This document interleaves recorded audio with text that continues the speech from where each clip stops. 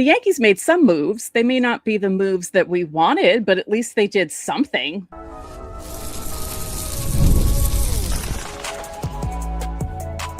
You are Locked On Yankees, your daily New York Yankees podcast. Part of the Locked On Podcast Network, your team every day. Welcome to Locked On Yankees, which is part of the Locked On Podcast Network, now the #1 sports podcast network. I'm Stacey Gotsoulias. He's Brian McKeon. We'd like to thank you for making Locked On Yankees your first listen every day. Brian, did you get all your Christmas shopping done? No, not even close, actually. It's devastating. Yeah. And I'm done with mine, and I'm usually the Christmas Eve shopper, so that's... Yeah, bad job out of me this year. This year was a letdown. This might be something we need to unpack at some point, maybe later in the show. Yeah. Today's episode is brought to you by FanDuel. If you want to be right in the middle of the action this season, visit FanDuel.com and place your NFL live bets all season long. Things are getting excited in the NFL.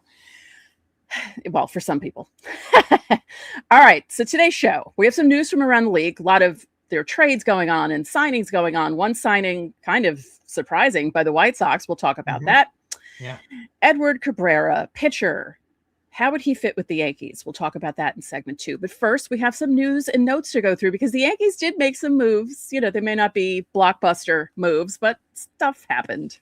Yeah, I think these are the kind of moves that like wind up winning you games later on in the season, though.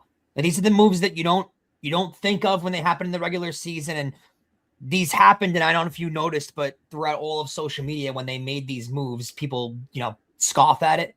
Yes. And kind of give you the, way to make a big move or something like that.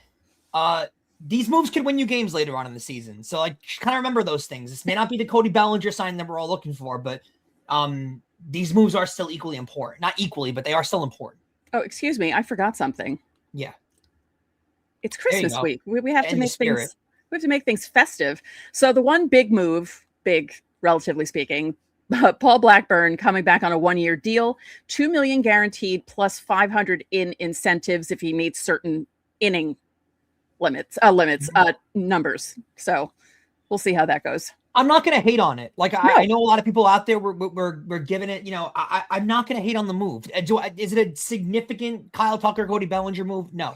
But you're bringing a player back that's had success, that has a good upside. Like I don't hate a move like this. And again, these are the moves you're grateful for in July when it's a game that you need to get and stuff like that. So I'm not going to sit here and downplay this move. It's a major move, absolutely not. But they have to make, these moves are important too.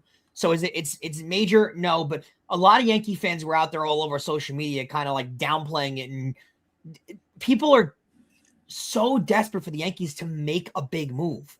But Stacey, they can't make moves for the sake of making moves. Right. You know what I mean? Like you have to let the market play itself out. None of the big guys have went yet. But I also think the thing that Yankee fans are afraid of are all of these statements that people are making, whether it's people who cover the team, people who cover all of baseball nationally, saying that they think the Yankees are just going to stay put, that they have a good enough team. And Yankee fans are thinking to themselves, oh my God, they're not going to do anything at all. Your mouth to everybody's ears, right? Like I hope that's not the case either. Right.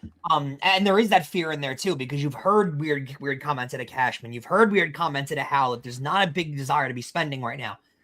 I get all of that. I do, but something will break at some point. Like the levee will break at some point. There's going to be a signing made somewhere.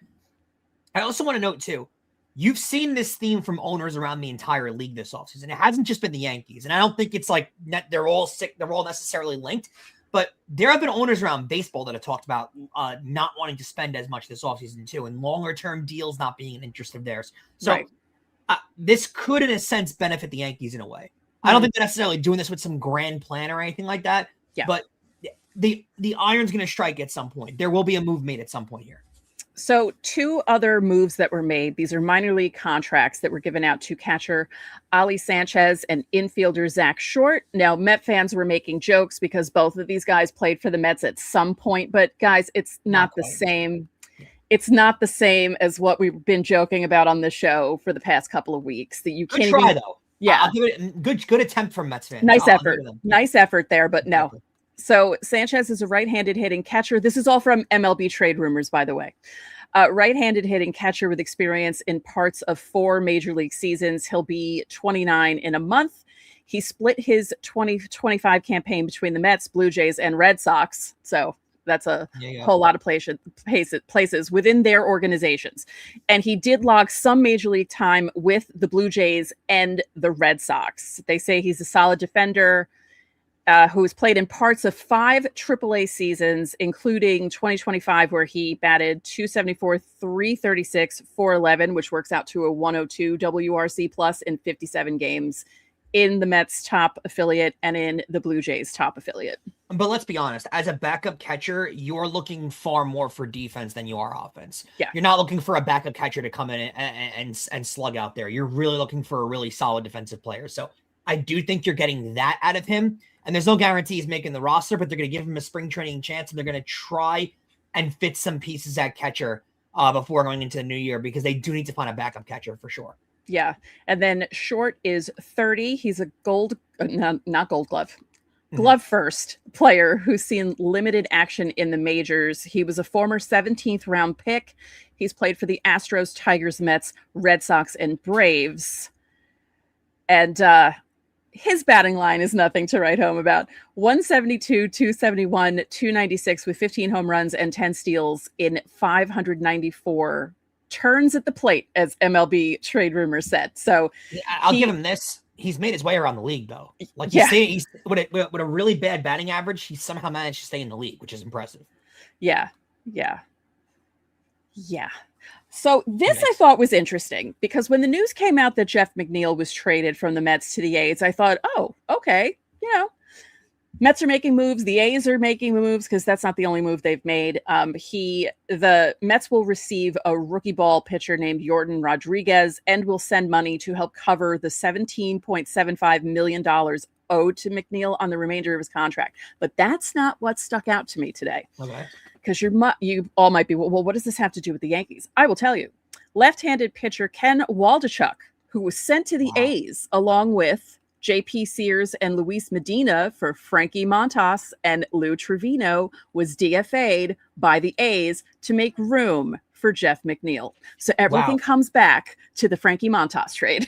And you remember the Ken Waldichuk was so spoken about in the Yankees farm. So he was another one of those guys that we all heard about for so long. Never wound up making ends meet with the A's. Wild trade, though.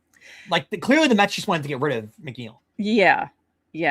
I did see too. McNeil has a kicker next year. It's a player option, and if he opts out, he gets a $2 million bonus, which is a weird kind of thing in his contract. The Mets are paying that bonus if he opts out. So they just ate all this money for the A's for no reason, just to get rid of McNeil. Interesting. Yeah. So weird stuff. They clearly just wanted McNeil out of town, and they got their answer. Yeah. They're going after one of these outfielders. Definitely. That does relate to the Yankees. They're getting Tucker or Bellinger. Yeah. And I whoever's listening, pray to whatever God you believe in that they're in on Tucker. Because and if you don't pray to a god, I don't know, maybe light some sage or something and do something spiritual. Do some sort of spiritual dance or something. I hope that it's it's Kyle Tucker they're in on. I don't want them to be interested in Cody Bellinger. I feel like they are, and that kind of scares me. But I don't know what the market is for Tucker right now, because that's kind of back and forth. Well, let's speak about this briefly. We have a couple of minutes before we need to go to segment 2. Let's discuss the reports that came out that Cody Bellinger's asking price is too high and teams are balking at it. I'm not believing that. I don't know if you saw the number out there. It was like he wants. They said it's like 8 years, over 300 million. Like I don't think there's a chance that he's asking for that. No, maybe he wants that. So do I. I don't think that he's actually asking for that. I can't imagine the price that he's asking for is that high. Yeah. And you know what?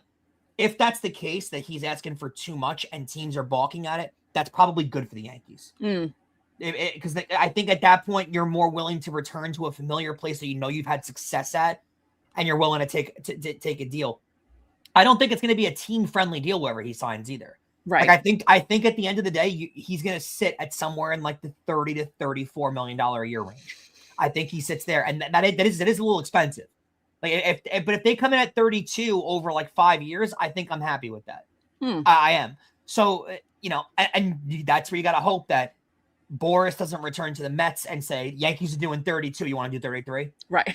I don't think the Yankees are going to be interested in doing a year after more. They're not going to get into a Juan Soto bidding battle here. They like Cody Bellinger. They don't love Cody Bellinger. And I don't think Cody Bellinger is this future Hall of Famer type player like Juan Soto was, where you're willing to kind of every year go up another million here and there because it's kind of worth it for a future Hall of Famer like that. Bellinger's not that player. Awesome player, like him a lot. Not that level where they're going to be willing to sacrifice that kind of money. So you got to hope that he loves New York, loves the Yankees in particular, and gets the deal he wants and just says sign it. You got to hope if the Mets are interested. That's a big if. All right, coming up next, Edward Cabrera. Does he fit with the Yankees? We're going to discuss it.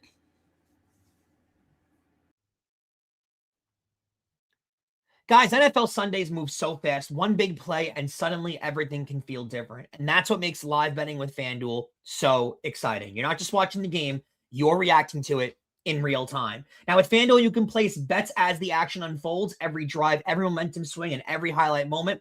Live betting is best when the game starts to hit, a receiver gets hot, defense tightens up, or the momentum flips after a turnover. FanDuel can let you jump in whatever moment you want. I loved the live betting feature this weekend. Had a few that hit, had a few that didn't. That is the beauty of live betting, though, because you get live spreads and money lines, and they adjust instantly as different plays happen, drives happen. You can also bet next touchdown scores, drive results, totals, and more. It keeps you locked into every single snap, every single drive, every single possibility. So if you want to be right in the middle of the action, visit FanDuel.com and place your NFL live bets all season long. FanDuel, the game moves fast, and so can you. We want to thank you guys for making Locked On Yankees your first listen of the day, and thank you for making the Locked On Sports Podcast Network the #1 sports podcast network nationally. Now, you already live your team every day. Now take it up a level and go for free. Join the Everydayer Club today and get Locked On Yankees with no interruptions, members-only Discord access, and more, all for just $5 a month or $50 a year. Again, that is such a good deal, and we're right around the holidays. There's no better stocking stuffer than getting that. Here's what you do. Go to LockedOnYankees.supercast.com or check the link in the show notes to learn more. Plus, there's that barcode in the top right corner. Get those cameras out, scan that barcode. It'll take you right to the link. And again, late Christmas shopping like I need to do. No one would love Locked On Yankees Everydayer Club access. It is the best Christmas present you could possibly get someone. Maybe a new car. But other than that, Everydayer access is pretty solid. I don't need it for Christmas, because I already have Everydayer access. I've always had it. But you guys probably would want to get involved. It's a pretty solid Christmas present or Hanukkah present or holiday present. Pretty cheap price. Right, Stacey? Yes. So I don't think this is going to be a cheap price. Edward Cabrera. I have two questions here. Worth the trade, and does he fit with the team? There's a lot of news around this, and he's not one of the bigger pitching names, but I think he is one of the names out there that teams are interested in, and the upside is high. And that's what you're buying on, is the upside. Right-handed pitcher turning 28 in April, playing for the Marlins. Not great numbers over the last few years. But again, the upside is high, and he's coming off of his best career year. Right, Stacey? Right. And he's, the turning 28 thing, he's like right heading into his prime, like 28 to 30 is like your prime in baseball. Some guys, it's a little later than that, but there's a particular stat in what he did last year that I want you to read off. That's what everyone's going to, read off the stat, because this, I think, is exactly why the Yankees are interested in him. I mean, I think this is what we were. Yeah, it is. Are you sure? Because I was going to read the innings to strikeouts. That's exactly what I'm talking about. Okay. So he threw 137 and 2/3 innings, and he had 150 strikeouts, which is what you want to see. You want more strikeouts than innings from a pitcher, and that's a pretty good number right there. And the Yankees are generally pretty, borderline obsessed with guys that have this kind of strikeout rate. They love big strikeout numbers, especially playing Yankee Stadium that usually lends to the home run ball. They love having strikeout numbers. 9.8 Ks per 9 last year. But in his minor league seasons prior to getting called up in 2021, Stacey, all of his Ks per 9 are over 10. which is a really good sign. So, and it is kind of considered around the league. The general consensus is that he's figuring things out. His best major league season was last year, 3.53 ERA. It is a general consensus that he is figuring things out right now. And he has ace quality stuff. That's what they're calling it. So I think you trade for him, package him with Matt Blake getting access to his kind of stuff and kind of opening up his repertoire a little more. Plus, you're bringing in a pitcher that's not having a lot of pressure under him at all, right? You're asking him to come in and be an innings eater with a lot of upside. That there is a positive outlook to that. Here's the other thing too, Stacey. Under team control through 2028. So those are kind of the positives you're getting. You're getting a really high upside guy through 2028 team control, a really good Ks per nine, and the general consensus is he is starting to figure things out, but hasn't tapped his full potential yet. Here's the bad news. There is universally a price the Yankees are going to have to pay, and a player the Marlins are very, very interested in that apparently needs to be just in the trade no matter what. Take a wild guess who it is. Jason Dominguez. They want a major league talent with a high offensive upside, which I think everyone kind of agrees with is Jason Dominguez. Plus, they'd be willing to deal with the fielding errors that the Yankees aren't willing to deal with. The Marlins have a little more time to let Jason Dominguez mold into the player he's going to become, whereas the Yankees are, rightfully so, a little more impatient. And, that is the truth, because I don't necessarily mean impatient in a negative connotation, but when you got Garrett Cole and Aaron Judge at the ages they are, you can't afford to let the growing pains go with guys. Now, I don't love giving up on Jason Dominguez, especially if Cabrera doesn't become a future part of your pitching staff. Here's my question. It's just funny who they get impatient with and who they let. Completely agreed. Play. How do we feel about that deal, though? If it's just straight up Dominguez for Cabrera, are you okay with it, or are you kind of weary? I'm okay with it if the Yankees don't lose out on Cody Bellinger or Kyle Tucker. That's the thing. You have to go out there and acquire a legitimate left fielder. That you cannot be going. I'll even say this. I don't think you can go forward with having Spencer Jones in an outfield position next year. Like, you can't have a guy come up for his rookie year and not know what you're going to get out of him at the major league level. Like, that can't be your settling point. You need.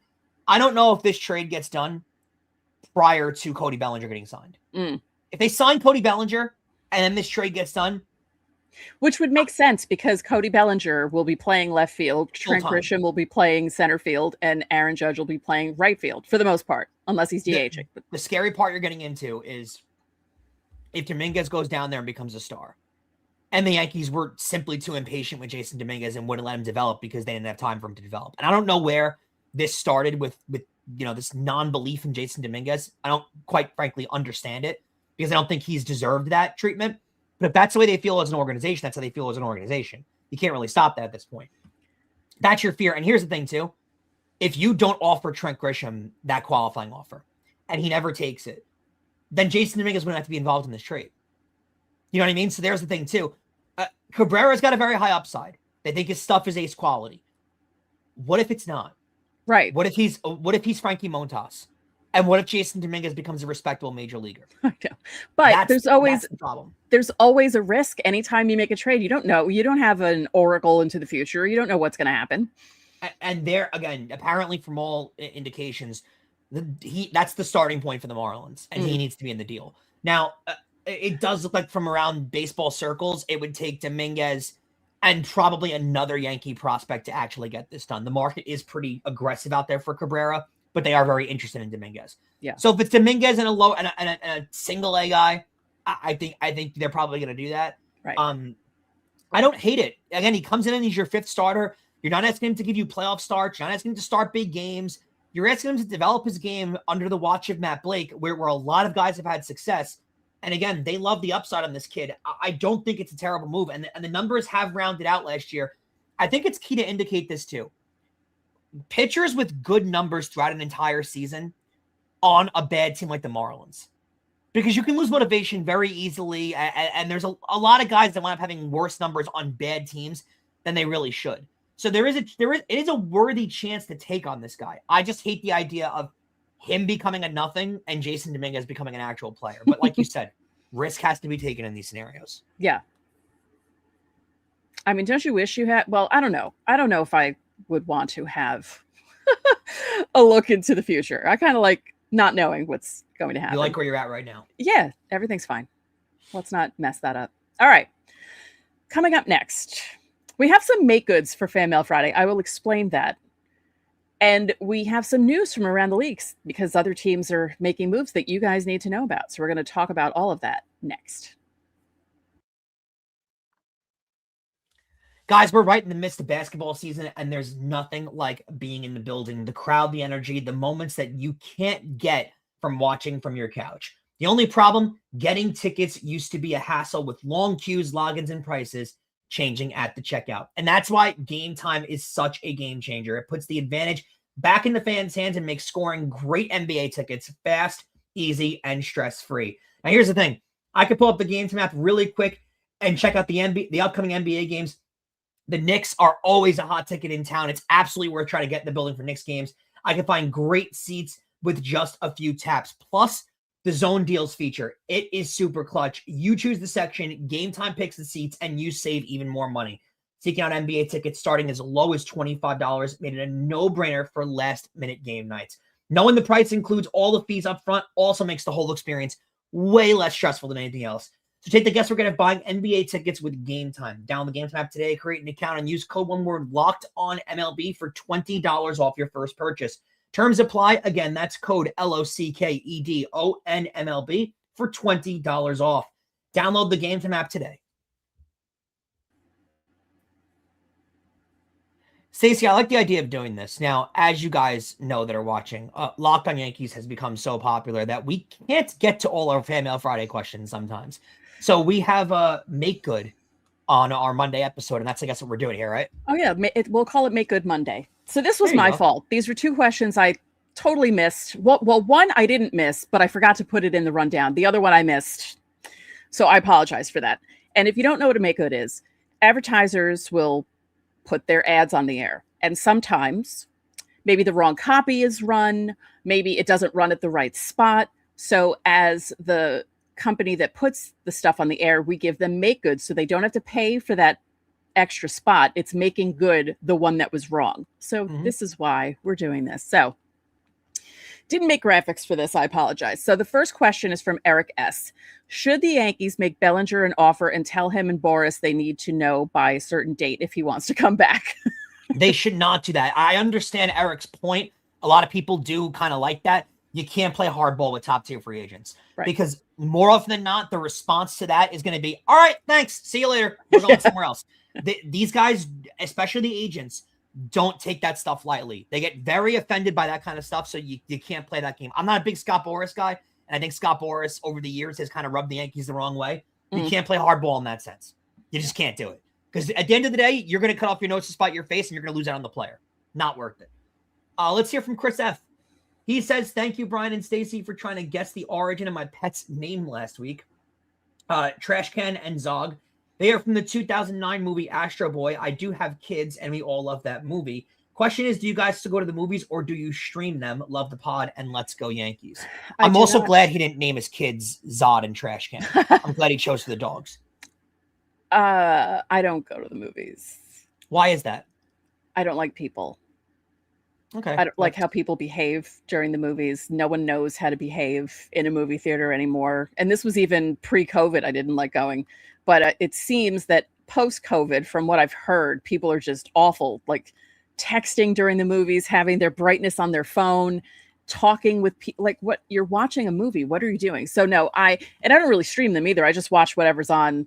You know, I feel different than you. I don't watch a lot of movies because honestly, like I wish I did watch more movies. My whole content is consumed by sports. Like legitimately, that's who I am. Like I watch movies I've seen 50 billion times. Like I don't seek out newer movies. Yeah. Here's the thing. I love going to the movies. For me, it's a super nostalgic thing. It brings me back to my childhood. I don't think it's going to be a thing. Like if I ever have children one day in the future, I don't think my kids are going to comprehend what going to the movies is, because I think it'll be probably extinct by then. The only thing that frustrates me is how expensive the movies have gotten. I always complain about this. This is a long time complaint of mine, but hear me out for a second, Stacey. Going to the movies used to be a cheap first date. Like, you go to a diner in the movies and it would cost you like $50 for the whole experience. Now it's $100 to go to the movies. Yeah, a movie ticket now is $25. I mean, it's insane. And that's like a prime time night. It is crazy. And then you want to get a soda, a popcorn. It's an easily a $75 night if you want to take someone. I saw. Oh, the last time I went to the movies was actually pre-COVID. Now that I'm thinking about it, I think I saw Rise of Skywalker. I think that was the last thing I saw. I love the nostalgia feel, and they have made the movie going experience awesome because the reclining seats, and they're so comfortable. All right. Well, okay, quickly, let me say this. Sure. I had a 10-year period where I didn't go to the movies at all, from 2006 to the end of 2015. So nearly 10 full years. It must have changed your whole. It was like coming out of a coma and seeing a movie theater for the first time. The reclining seats, the soda machine where you can mix all the different flavors and stuff by yourself. Like go to the machine. I was like, I felt like an alien who landed on Earth and didn't know how to go to the movies because of all this. The assigned seats, the pre-bought. I was like, oh my God. I feel like I come from the last generation of in high school, we would plan to go to the movies without having a plan to see a specific movie. We would just go. Every weekend I went to see a movie. Every weekend. I remember back in high school, my parents would give me a $20 bill and expect change back. Yeah. And I would go, and the movie ticket was $11. Think about how cheap it was when I was in high school. I was in high school before you were born. Yeah, and you'd stop at the local CVS or Walgreens. You get your soda there. It was a whole thing. But I remember specifically going into the movie theaters and having to sit in like the crusty old seat that doesn't even lean back. Mm-hmm. And now that these recliners are more comfortable than your living room. Yeah. So it is really like a great experience to go. It's just how expensive it's become. It's quite frankly, if you take someone out on a date to a movie and dinner, it's like a $200 night.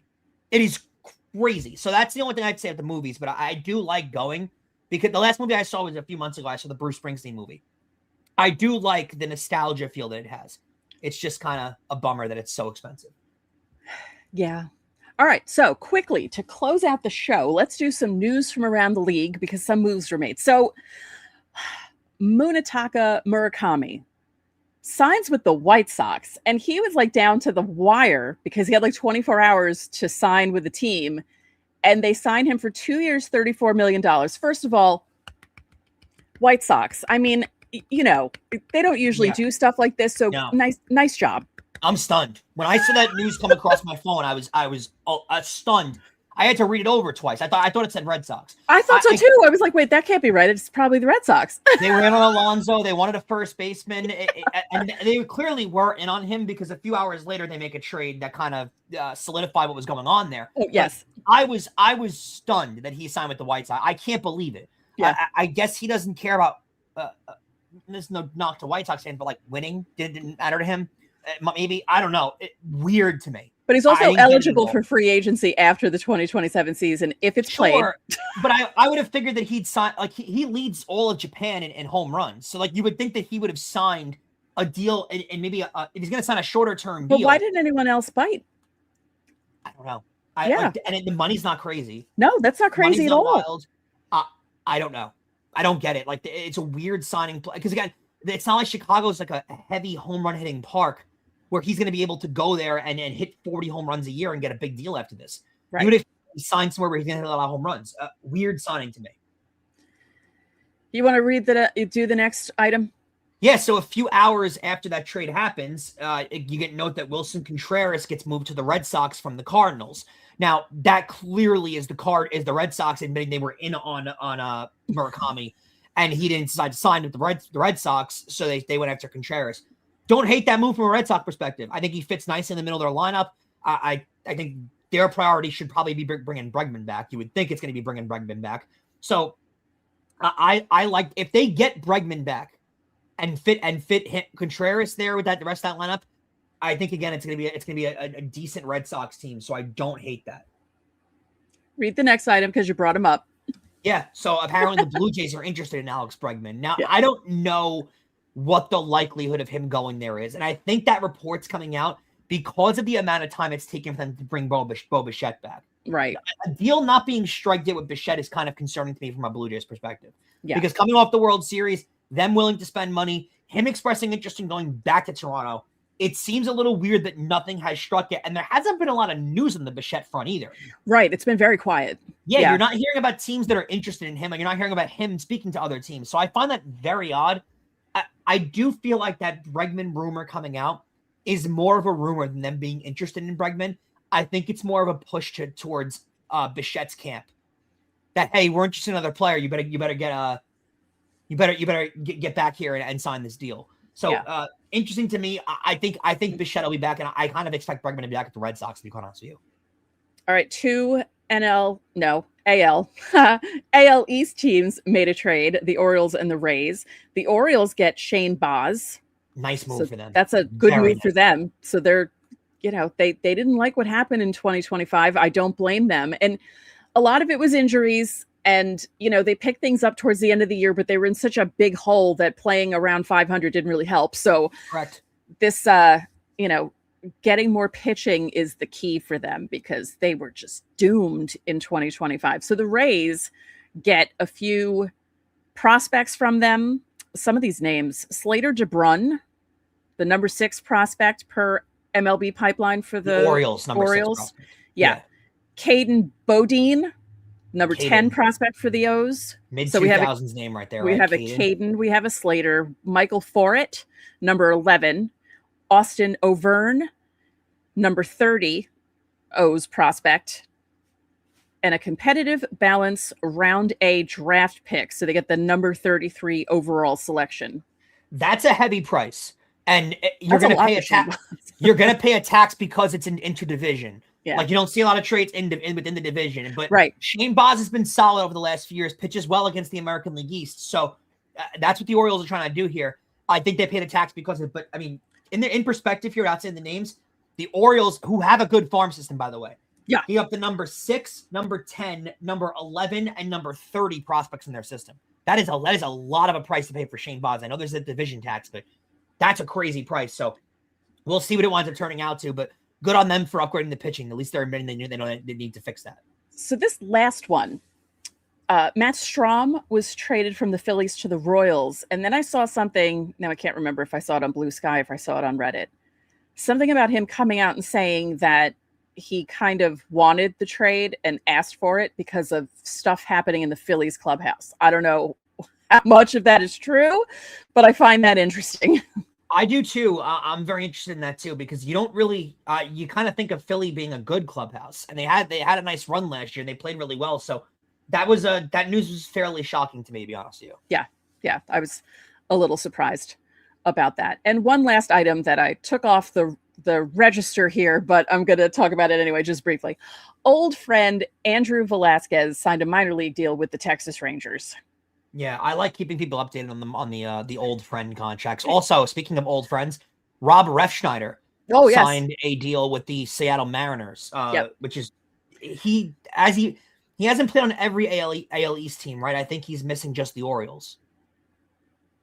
He was a Red Sox, he was a Blue Jay, he was a Yankee, and he was a Ray. Yes, he's just missing the Orioles. So I expect him to sign with the Orioles. I didn't even realize that. Wow. Yeah. He's like Steve Pierce. AL East legend. He's the new Steve Pierce, except he isn't winning a World Series MVP. You know what, though? I will say this. Give it up for Rob Refsnyder and the career that he built. Sure. Like, nice career for what he became. Yeah. All right. Well, thank you guys for tuning in to today's Locked On Yankees. Make sure you subscribe and follow Locked On Yankees so you get all the latest updates. So this week, with Christmas kind of in the middle, we're still going to do Fan Mail Friday, so get your questions in. Insiders. Did I send you guys a note yet? I don't think I did. I put the post up on YouTube. I'm making the deadline 5 p.m. Christmas Day. And then we'll probably be recording on Friday for Fan Mail Friday, because we're not going to record on Christmas. We're going to take the day off for Christmas. So you can find Locked On Yankees, all one word, on Instagram, and LockedOn_Yankees on TikTok. So those are the two places where you can find us. And Brian alluded to it earlier, but if you need a last minute holiday gift or someone keeps asking what you want, make it easy. Ask for the Everydayer Club. Ad-free episodes of this show, exclusive Discord server access, and more. Subscriptions can be gifted through lockedonyankees.supercast.com. And one more time for the people watching, use that QR code. It takes you right to it. Again, lockedonyankees.supercast.com for the Everydayer Club. For those of you on video, we send you to the first ever 24/7 National Locked On Podcast Network YouTube channel. On audio, make sure you make your second listen Locked On MLB with Sully. So that'll do it for this edition of Locked On Yankees. I'm Stacey Gotsulias. And I'm Brian McKeon. We'll catch you guys next time.